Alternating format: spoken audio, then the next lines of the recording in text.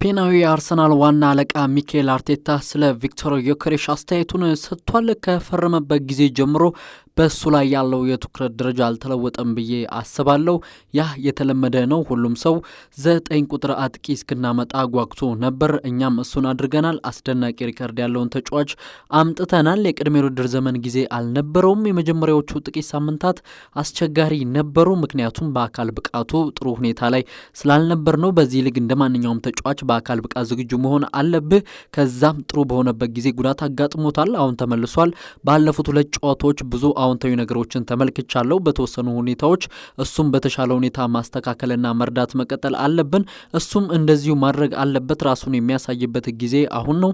እኛም ለሱ ሙሉ ድጋፍ አለን ሲል ስፔናዊ አሰልጣኝ ሚኬል አርቴታ ተናግሯል። የባየር ሙኒኩ እንግሊዛዊ አጥቂ ሃሪ ኬን አሁን 32 ዓመቴ ነው። አንዳንድ ጊዜ ሰዎች ፍጥነትን መቀነስ የምትጀምርበትና የተጫዋችነት ጊዜ እያበቃ መሆኑን የሚገምቱበት እድሜ ላይ ትደርሳለ።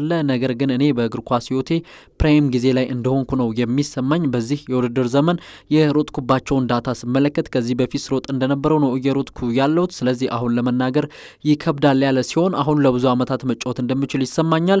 ማድረግ የምፈልገውን በትክክል እያደረግኩ እንደሆነም ይሰማኛል። በእግር ኳስ እንደምናውቀው ነገሮች በፍጥነት ሊለዋወጡ ይችላሉ። ስለዚህ ወደፊት የሚሆነውን አብረን እናያለን። አሁን ግን በጣም ጥሩ ስሜት ነው የሚሰማኝ ሲል እንግሊዛዊው የባየር ሙኒክ የፊት መስመር ተጫዋች ተናግሯል። እንደሚታወቀው ሃሪ ኬን በአሰልጣኝ ቪንሰንት ኮምፓኒ ስር እጅግ አስደናቂ የውድድር ዓመትን እያሳለፈ ይገኛል። ባለፉት ሳምንታት እንደወጡት ሪፖርቶችም ከሆነ ይህ ተጫዋች ከ2026 የዓለም ዋንጫ በኋላ ከክለቡ አመራሮች ጋር ኮንትራቱን ስለ ማራዘም ሊነጋገር እንደሚችልም ተነግሯል። ባርሰሎና አሁን ላይ የመጀመሪያና ቅድሚያ የሚሰጡት ጉዳይ የመሃል ተከላካይ ማስፈረም መሆኑ ተገልጿል። ብሉግራናዎቹ በተለይ የኢንተር ሚላኑን አሌሳንድሮ ባስቶኒን ማስፈረም እንደሚፈልጉ እየተነገረ ይገኛል። ብሉግራናዎቹ የተከላካይ ክፍላቸው ደካማ እንደሆነ እየተመለከትን ሲሆን ይህንን የተከላካይ ክፍሉን ለማጠናከር ባስቶኒ ተቀዳሚ ምርጫቸው መሆኑ ተዘግቧል። የባርሴሎና ስፖርቲንግ ዳይሬክተር ዴኮም ከጥቂት ሳምንታት በፊት ሚላን ተገኝቶ ከተጫዋቹ ወኪል ጋር መነጋገሩ ተገልጿል።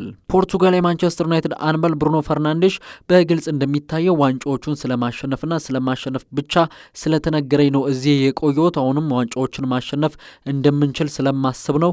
እንደ ክለብ አሁን ግባችን የምንችለውን ከፍተኛ ደረጃ ላይ መድረስ፣ ዋንጫዎችን ወደ ማሸነፍ መመለስ፣ ወደ ቀደመው የነበረን ክብር መመለስ እንደሆነ ባይነገረኝ ኖሮ እዚህ አልቆይም ነበር ሲል ተናግረዋል።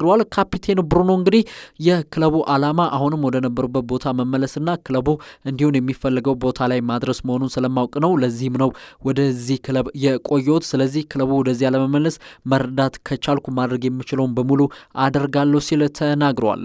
ማንቸስተር ዩናይትድ በጥር የዝውውር መስኮት 20 ዓመቱን እንግሊዛዊ አማካኝ ኮቢ ማይኑን የሚለቁት ቋሚ የዝውውር ጥያቄ ከቀረበላቸው ብቻ መሆኑ ተነግሯል። ክለቡ ተጫዋቹን የመሸጥ ምኞት የሌለው ሲሆን በውሰት የመስጠትም እንደማይፈልጉም ተመላክቷል። በርካታ የእንግሊዝ ፕሪሚየር ሊግ ክለቦች የተጫዋቹን ሁኔታ እየተከታተሉ ቢሆኑም ተጫዋቹን በቋሚነት ለማስፈረም ጥያቄ ሊያቀርቡ የሚችሉ ክለቦች ግን በጣም ጥቂት መሆናቸውን ስካይ ስፖርት በዘገባው አመላክቷል።